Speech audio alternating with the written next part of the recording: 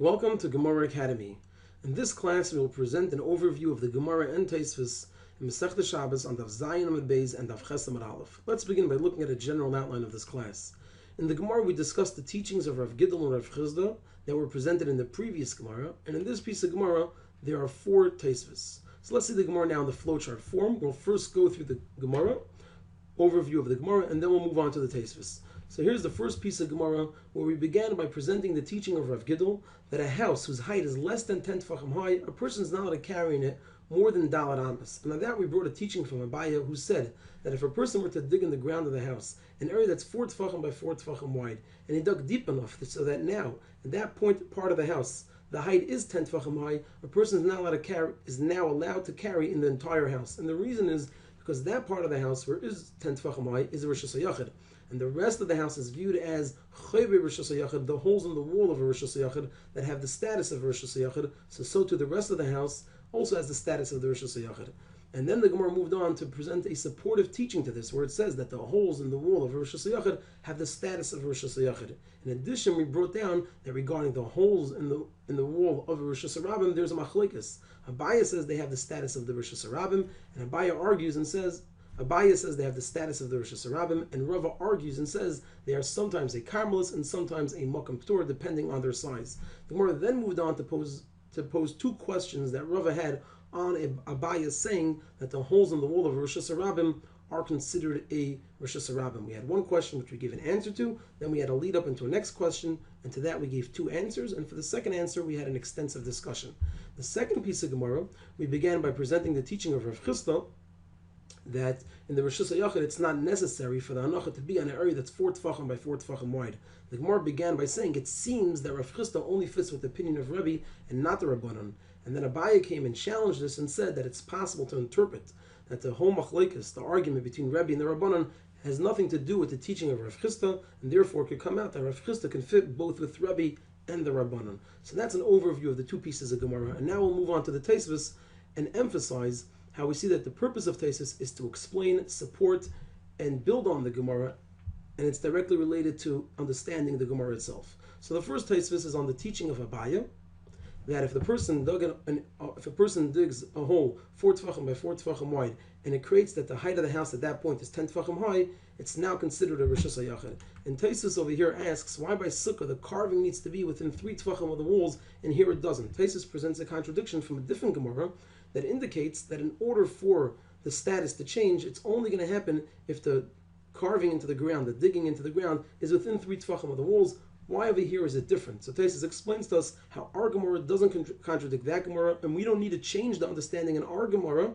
in order that it should fit with that Gemara. Rather, our understanding of our Gemara is correct, and that Gemara by Sukkah has a different ruling because Sukkah is unique. So oftentimes when we have a contradiction between 2 Gemaras, it leads us to say that our understanding of the Gemara needs to change. Tosfos tells us how that's not the case. The understanding of our Gemara remains the same, and the reason over there it's different is a special din which is unique to Sukkah. The next Tosfos is on the Gemara's answer to the question that Rava asked Abaya, which was, why, according to Abaya, the Keren Zav is a smucha the Rosh Hashanah, which is they had the Rosh Hashanah and houses alongside, and one house was pulled up. That area we said is a Carmelis. According to Abaya, it should be a Rosh Hashanah because it's similar to Chayre Rosh Hashanah. It's an area right off the Rosh Hashanah, just like a hole. And Abaya answered that the reason why it's not a Rosh Hashanah and it's a Carmelis is because it's not convenient to use it, whereas the hole in the wall, it is convenient to use it. And over here, Tosfos explains why Tzidei Rosh Hashanah aren't a Rosh Hashanah if it's more convenient to use it than a Keren Zav as a smucha Rosh Hashanah. Once again, Tosfos looks at the Gemara that says that it's not convenient to use and addresses a question on the Gemara then. If that's the case, that it's not convenient to use, then why Tzidei Rosh Hashanah, which is more convenient to use, and he proves that it is, then the Keren Zavis, why is that area that's more convenient to use not considered a Rosh Hashanah according to the Rabbanon? Why do the Rabbanon say that it's a Carmelis? According to Abaya, it should be a Rosh Hashanah, since it's more convenient to use than the Keren Zavis. It should be like a hole in the wall, just like the hole in the wall has the status of Rosh Hashanah.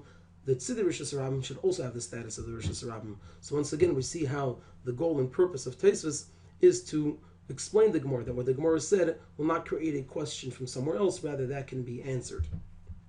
The next Tosfos is on the piece of Gemara where we brought down the machlekes between Rabbi Meir and the Rabbanon by a small hole in the wall, whether we say chaykikin lahashlam and we view it as being 4 tefachim by 4 tefachim wide, or we don't say chaykikin lahashlam and we don't, and therefore it's not going to be seen as 4 tefachim by 4 tefachim wide.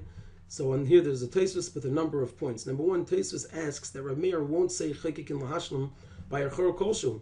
Tosfos questions what the Gemara says. The Rav Meir will say chaykikin lahashlam. Look at a small hole as being 4 by 4 because we carve it out.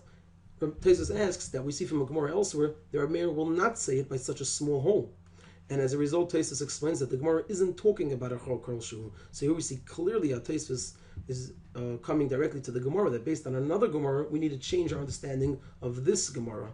And it's not referring to a chol shu, rather it's referring to a chur, which on the side of the Rosh Hashanah it's very small, but it actually widens into the Rosh Hashanah side where it's larger and it is 4 tefachim wide. Number three, Tosfos explains why the Gemara doesn't ask that the Mishnah should be talking about a chor kol shehu. We explained that it's not talking about that hole, so why doesn't it talk about that hole and answer the question that came up in the Gemara? So he's explaining to us why the Gemara does not bring this as an answer. So first of all, why isn't it an answer? And number two, why didn't the Gemara bring it as an answer? And he explains to us why it's not even something which would be brought up in the Gemara. And number four, Tosfos presents two explanations for saying the Mishnah follows Rabbi Meir. Tosfos presents two possible ways of why we would say, because the Gemara is assuming here that the Mishnah fits with Rabbi Meir, what's the basis to it? So how do we understand the Gemara when it brings up Rabbi Meir? What's the Gemara saying to us when it brings up Rabbi Meir? What's the reason the Mishnah has to follow Rabbi Meir? The Gemara is assuming that we're going to make that link.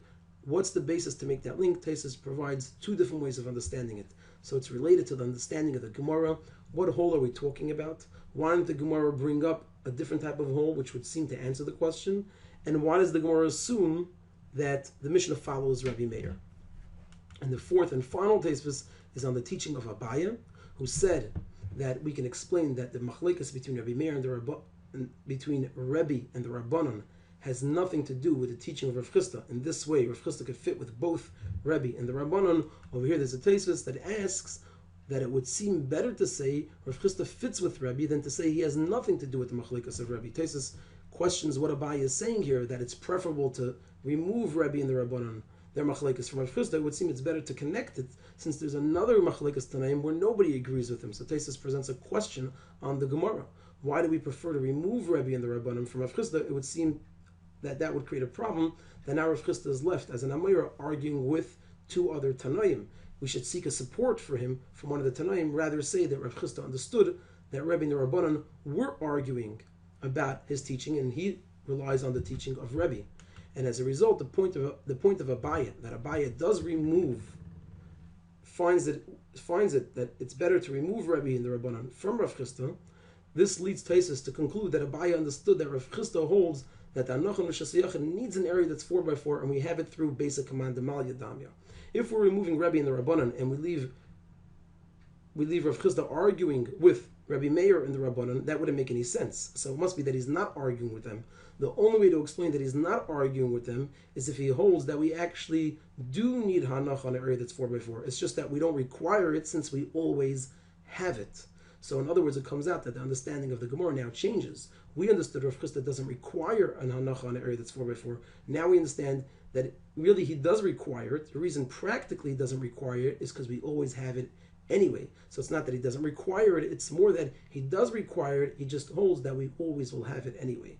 So again, this changes the understanding of the Gemara from the fact that Abaye said it's preferable to remove Rebbe and the Rabbanon from the equation. It means that Rabbi Chisda will not be left arguing with two Tanaim. The only way to explain that is that Rav Chisda says that we do need Hanach on an area that's 4 by 4. It's just that we always have it through basic command Mal Yadamya. So once again, the understanding of something in the Gemara, the teaching of Rav Chisda, is explained to us and changed based on a Tosfos presenting a question. And that we have the overview of the Gemara and the Tosfos on this piece.